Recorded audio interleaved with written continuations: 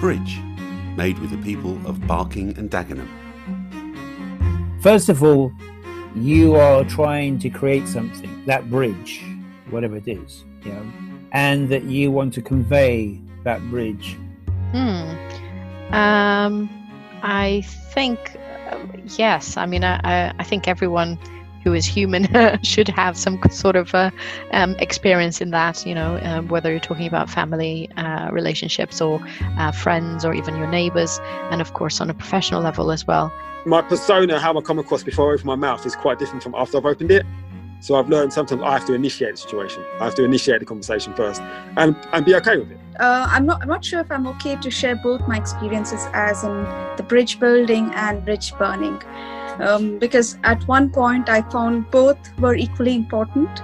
I'm not really, to be honest, this one I wasn't really sure if I had anything. I haven't got loads of, you know, life experience, and I haven't done what a lot of people have done. Everyone learning with each other and creating that sort of environment is great, but someone at some point has got to step up and put the first bit of energy in, put the first bit of sacrifice, put the first bit of contribution in, and then you can get that ball, you know, rolling. So, you know, it's all good. Right. Well, I'm building a bridge. I built a bridge with my sister, my younger sister, because that got damaged because we hadn't really grown up together. I think the relationship between siblings is very strange, because if they haven't grown up together, they don't know each other. I was a doorman in the hotel. My job is to actually say hello, good morning, good afternoon, and put a smile on your face. So I have to land a joke between us. So I'm building a bridge right there in front of you. Then my mother died. So when my mother died, I had been spending the evening attending to the adults, because that was what was expected of me.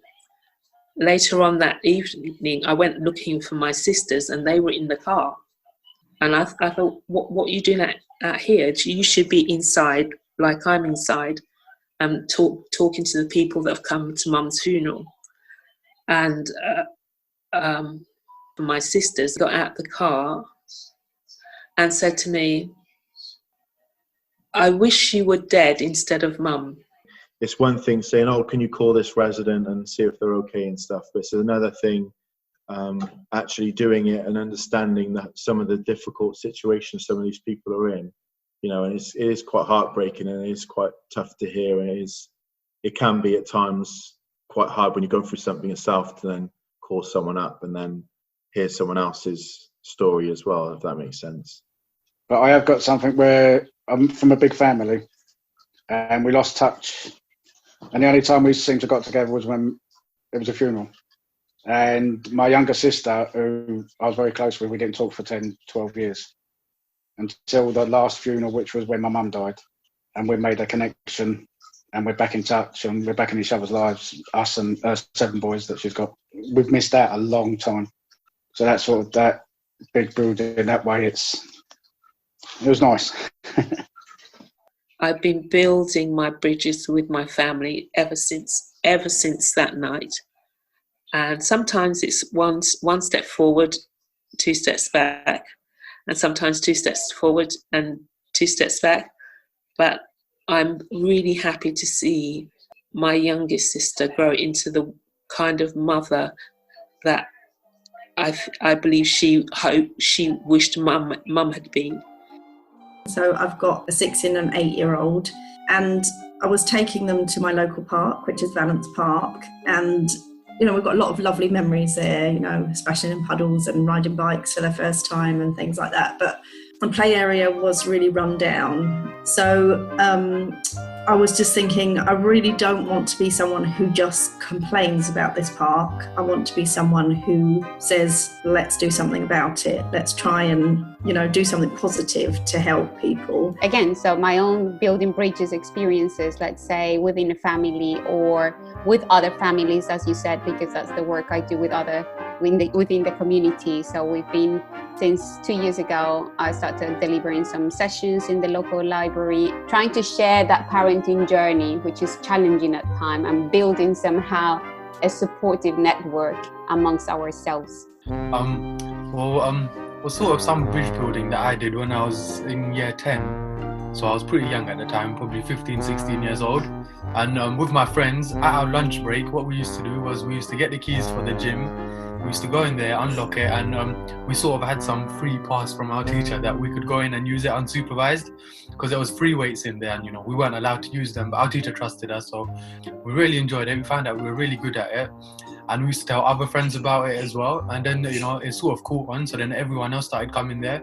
It sort of inspired a lot of people, people from all shapes and sizes, from our year group, younger than us, older than us, to come into the gym and sort of do stuff which we wouldn't do before. So all in all, I talked to 500 people in the local community about what they wanted at Valence Park, how they wanted it to be transformed. And the idea behind it was that all age groups could come and enjoy and mix together. And it really is a lovely place to be now. I would like to start on the positive side of it, which is bridge building. I think people from Barking and Dagenham would definitely know my colleague or co-worker. She's from Pakistan basically, and I'm from India. So usually anything to do with Pakistan and India, usually people say, oh, you stay away from Pakistanis. Or they would say, oh, if you're a Pakistani, they would say, stay away from an Indian, because that's how the politicians are created this whole picture. But when I met her, I had nothing in my head. I didn't have hatredness towards her nor anything. I just started working with her as my co-worker. But then the relationship was so beautiful. Yeah, just a little story I could remember about bridge building. I wouldn't say it was so much bridge building, but I just spoke about the relationship that I have with my neighbour. So I don't have internet at home, and I wanted to use their internet. And I remember when I first asked, she said she just ripped it out of the wall because the service provider, they'd messed up. Then, okay, I've been a good neighbour to her. I allowed them to let their daughter park her car in my car park.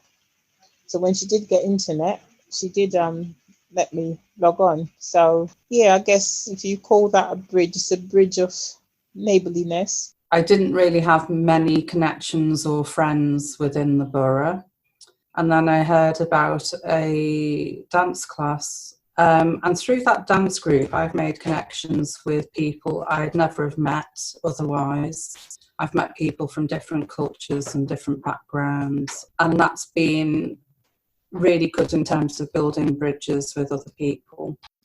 So when I first arrived in the UK as an immigrant, I end up living on the streets, and I found myself in a very dark place, very dangerous, abandoned.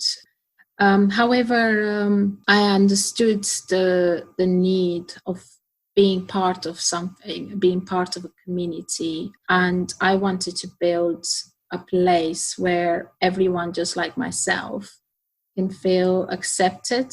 But I want to do something that is empowering women. And actually, I'm kind of on that journey myself. So what I'm really thinking of doing, and I would love to do it, I'm still exploring in my thoughts, what I want to do is about doing an empowering beauty body image project. So it's a way really now of honing down on women who still struggle with their body image or their beauty, and actually just empowering them to actually see beyond the imperfections and see that imperfection actually makes them unique. So that will be my next bridge building project around beauty and body image. So I did build that type of, so this gallery is that bridge between art in a way, or the art is the bridge between people from different backgrounds that felt or are marginalized by the society because are different.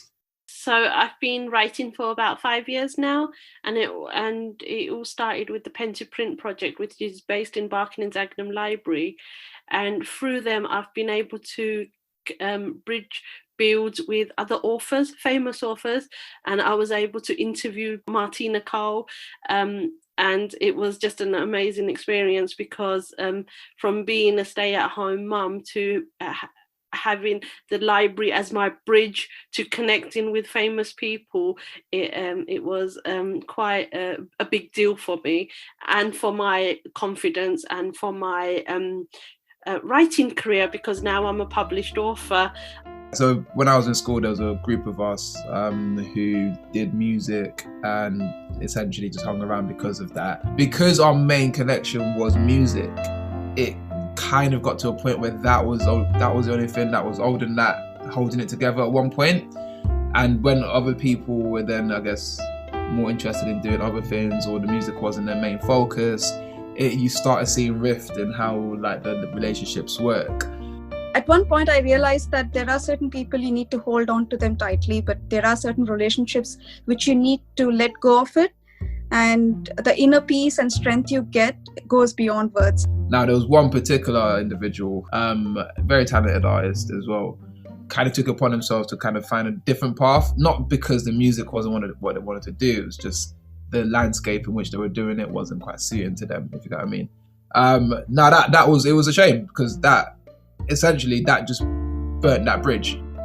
Yeah, it's like something that people might not want to talk about, but a lot of times when people are trying to talk about building bridges, they're subconsciously talking about burning them at the same time.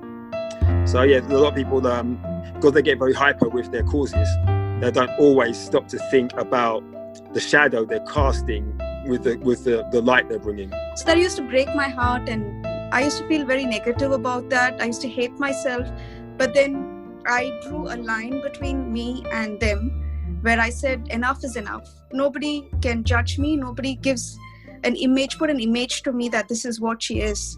And I broke all those relationships, and I see myself growing each day once I did that. Fast forward a few years, I've gone to university now, I've left the area. Once I start coming back to London a bit more, me and Yannick actually just started talking through losing that connection and then finding different ways of connecting with other people. You know, that finding a new way to build that bridge. So it wasn't like the bridge was burnt, it was more damaged. And it needed some very strong gaffer tape. And we found enough tape and we put it together. I'm so positive now. I can see positive things happening around me, especially with kids. They're happy to see their mother being happy. So my present is so beautiful and so happy with my kids. And I feel that needs to be cherished. I want to say, actually, Barking and Dagenham is the first place I found where I could where it made me feel like I belong. Bridge. These stories were collected during lockdown 2020 at a time when people couldn't meet in person. Well, I hope you recorded all that, because that's going to go out of my head very soon. And if you need, if there's something else you need me to say, then I can always do that another time. No, I think I spoke quite a lot there. I said everything that was on my mind. Yeah. Anyway, nice talking to you. Have a nice weekend, guys. Thank you so much. You're welcome. Stories recorded by Tara Rutledge. I might meet you in person, in real life at some point. Yes, we'll catch up. Thank you. Thank you. Thank you very much. Music composed by Peter Swaffer Reynolds. Thank you for the opportunity. It was a pleasure to talk to you both. You're welcome. All right, take care. Thank you for having me. Edited and produced by me, Nick Walker. Okay, all the best. Dagenham Bridge is a collaboration between Creative Barking and Dagenham and Imagineer Productions. No, that's it. Great. Thank you very much.